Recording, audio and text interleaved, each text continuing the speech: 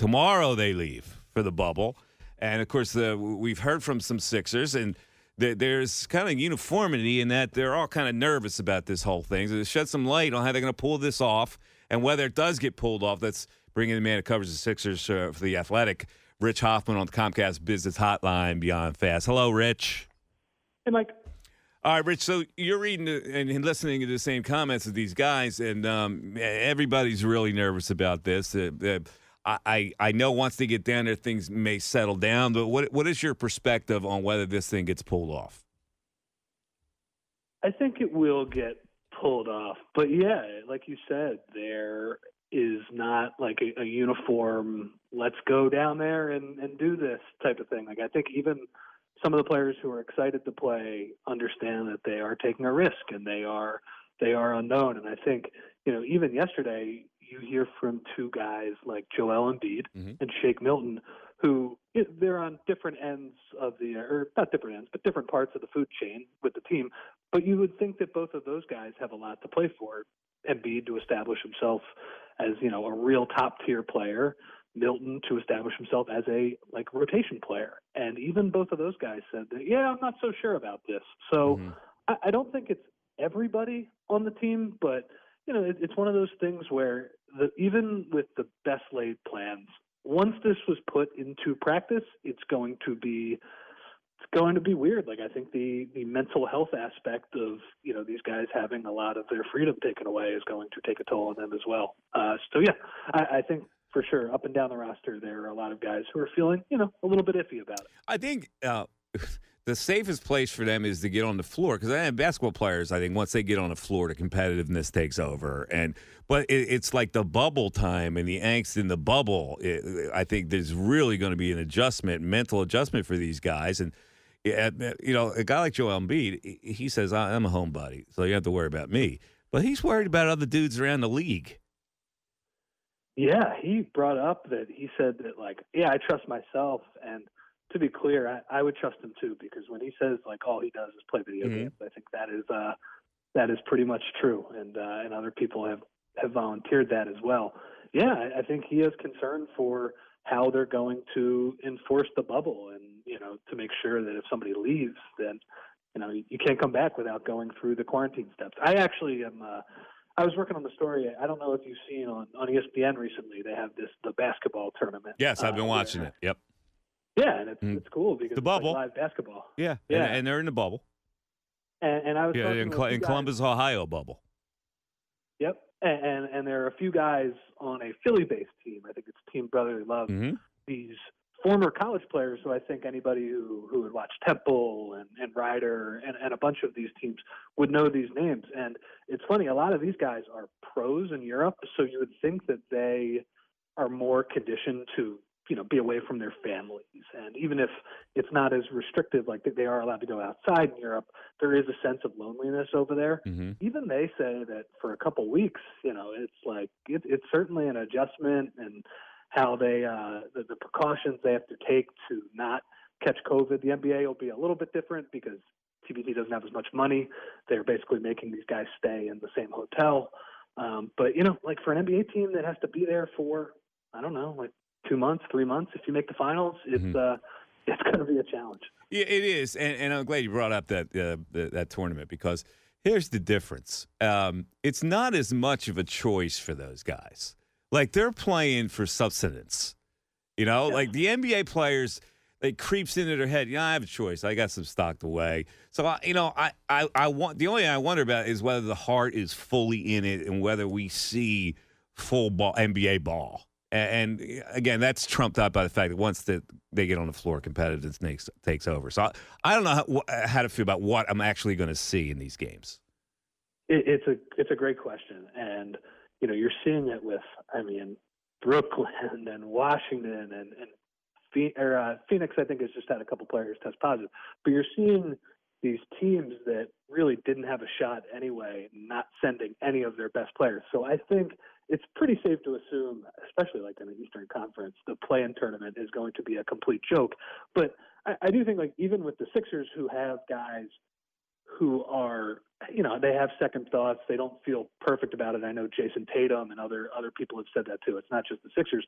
I do think that the teams that actually have a chance to compete, once they get on the floor, like you said, I think the competitive juices are going to be there. And I would hope that, okay, maybe the seeding games, there are going to be some hiccups. Maybe they figure some things out with the testing and all of the protocols. But hopefully, by the time, the second, third round of the playoffs kick in, the basketball becomes really good again. All right, let's lead up to that third round of the playoffs, which you hope the Sixers are in.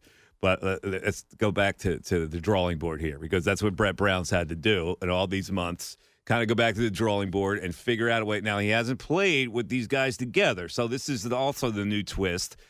How do you think this plays out strategy-wise on what he's going to do with this team?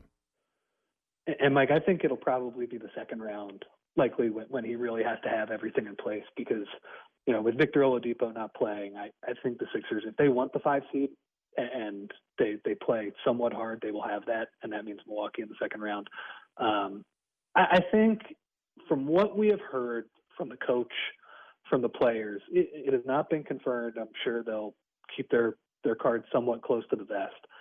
I would imagine that Al Horford will come off the bench and Shake Milton will start, just from what we heard, and the idea that they've already kind of ripped that Band-Aid off way back when the world was a little more normal in February. And I think it's going to be a lot of Ben Simmons and Joel Embiid trying to play off each other, whether that's in those snug pick and rolls that they run down on the baseline. I think we're going to see a lot of Ben Simmons as a screen and roll man. But I think they're still going to try and figure out how to splice Al Horford in the middle and try and get him to play with Joel Embiid, Ben Simmons. I would imagine the rotation. My guess is that you'll see 2 of those guys on the floor at all times, but they're going to avoid 3 because of the spacing concerns. All right, so here's the thing. In 8 games, what do? You 8 games is not enough. So to me, it's foolish to tinker. You gotta have a plan ready to go as soon as you start these games. So what do you think he will do? He'll tinker to find out what's going to work in 8 games? Because I still don't think that's enough. I think it's foolish. But is that where he would go? No, I think they're going to use the seeding games as a dress rehearsal. Okay, so the rotation will be shorter? Yeah, I think they will have to balance minutes and ramp up. So there is a little bit of a balancing act. You're not going to play Joel Embiid, 36, 38 minutes in game 1, I would imagine. You're not going to go quite that far. So maybe there might be an extra spot for Korkmaz and Seibel and a few other players where all of those guys get in the game and they're kind of fighting for the last spot. But yeah, I think by the end of it, you're going to want to have, an 8 or 9 man rotation with the right guys starting, the right guys finishing, because like you said, there's not a lot of time to goof around here and try and figure out stuff. All right, you brought up playing Milwaukee in the second round. They're toast if they have to play them in the second round. I don't think that they're going to be ready to play Milwaukee in the second round. So my theory is they can't go ahead of Indiana. To beat Milwaukee, have a fighting chance at Milwaukee, they've got to play together and have success for a couple of series. So they stay 6, they win the first round, they win the second round, and then they got Milwaukee with 2 good series under the belts with confidence figuring something out. I can't have Milwaukee in the second round, Rich. It's a fair point, and I think Milwaukee is the 1,000-pound gorilla just waiting there because they've been the best team. It's there's so many variables though with it, Mike. Could a Milwaukee guy get hurt right away, or maybe somebody test positive for COVID? I don't know. Yeah, but I agree with you, and I think I've been on record where I think they're going to play better in this playoffs. I just think they are more suited to play playoff basketball. They are healthy right now. They have all 16 guys going down there. Pretty much everybody in the starting lineup has some sort of nagging injury that is now theoretically gone. I think this is going to be better. But, it's like you said, even if they have an extra level, what they showed is it's 3 or 4 levels to get to Milwaukee. We had Charles Barkley on the other day. They seem to be the fashionable pick that they can do something. And Charles's thing, well, they got the two best players on the floor at any time, and so that should mean something. I get that. So I'll ask you, is this reality that will rise up, or is it a dream? I do think Embiid, when he is locked in, affects the game in ways that some guys that score, 25 points a game in the regular season, they just don't. Like, he was terrible in that Raptors series last year offensively, and yet they could not take him off the floor because just his presence just makes everything so hard for the other team. Mm-hmm. I do think, like, at some point, there's a lot of discussion about the coach. Is he the right guy? Blah, blah, blah. Are the pieces around them, do they fit? Maybe we're not there yet, but at some point the playoffs become a referendum on how good your best two players are. And I understand the fit isn't perfect between those two, but at some point, like, the general rule of a playoff series is the team with the best player on the floor wins. And so, like, against Milwaukee, I think you can reasonably say that they don't have the best player on the floor. But against anybody else in the East, like if you're playing against Toronto or Boston, who have been better than them this year, they should have the best player on the floor, whether it's either of those guys. So at some point, I do think, like, as much as the excuses about the fit and the coaches and all those things, at some point your best players have to play like it and lead you to winning. All right, last question is this, because I'm thinking of a rotation, and we'll play with the concept that Shake Milton is going to be in the starting lineup. Horford comes off the bench. 8-man rotation, 9-man rotation, and would the 8 be then Horford, Burks, who else? So one guy who I'm pretty interested to see what they do with is Mike Scott, who I don't think has played well this year and is a pretty one-dimensional player, even though he's such a fan favorite, and I certainly enjoy his candor when he talks at all times.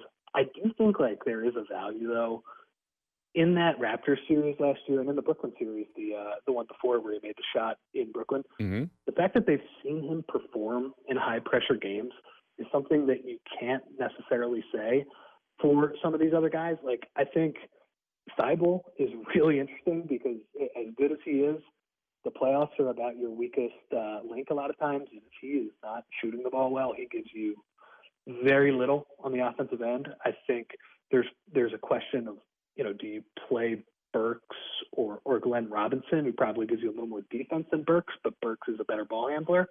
So if I had to guess, I think it will be Scott and then one of those three other guys. So there will be a 9-man rotation. So Horford, Burks, Scott, and either Korkmaz, Thibault.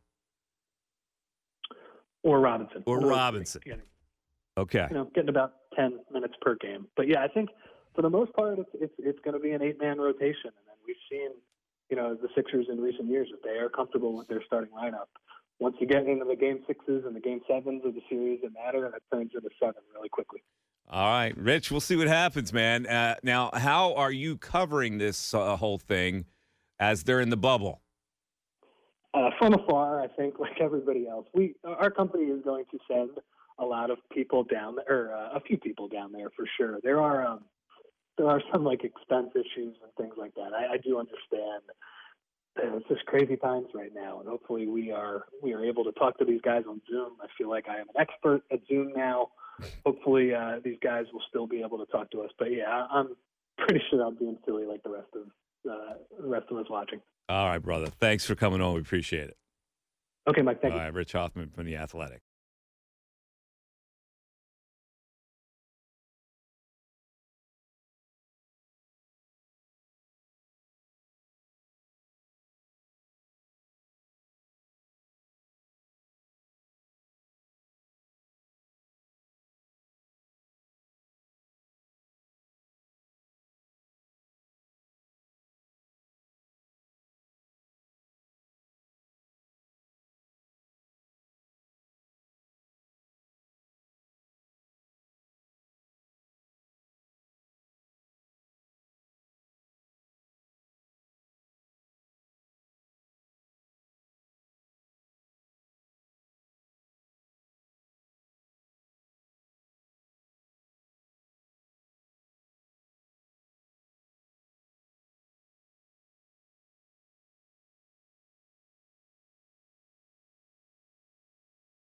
Mike Missinelli, afternoons from 2 to 6 on 97.5 The Fanatic, Philadelphia.